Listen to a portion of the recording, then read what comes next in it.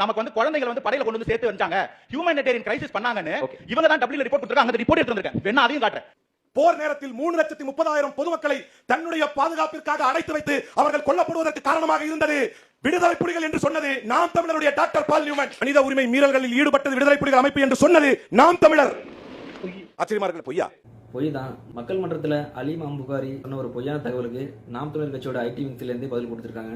அதில் அவங்க சொல்றது என்னன்னா, இருதரப்பின் மீதான குற்றச்சாட்டுகளை பட்டியலிட்டு அதில் விடுதலை புலிகள் மீதான சுமத்தப்பட்ட அனைத்தும் ஒருதலை பட்சமாக சமர்ப்பிக்கப்பட்ட ஐக்கிய நாடுகளின் முதன்மை LNRC ரிப்போர்ட் இஸ் டீப்லி ஃபிளேவ்ட் என்ற பிரகடனம் செய்துள்ளார். விடுதலை புலிகள் மீது ஐநாவின் குழுவிற்கை பற்றிய எந்த குற்றங்களையும் பால் நியூமன் 2010ஆம் ஆண்டு டியூப்ளினில் நடைபெற்ற ஐநா மன்றத்தில் ஒப்புக்கொள்ளவில்லை. இதை உண்மை நம்பி இதையே காப்பீடிச்சு கொண்டு வந்துட்டு நம்ம தாவேக்க வச்சிருந்த ஆனந்த சித் அவர்கள் சிறுவர்களை கட்டாயப்படுத்தி இயக்கத்துல சேர்த்திருக்காங்க அப்படின்னு சொல்லி ஒரு செய்தியை கொடுத்திருக்காங்க. இதை பத்தி நாங்க என்னதான் சொன்னாலும் நீங்க கட்டுக்கதை சொல்றேன்னு சொல்லுவீங்க. அதனால இதை பத்தி நம்ம அண்ணகிட்டே கேட்போம்.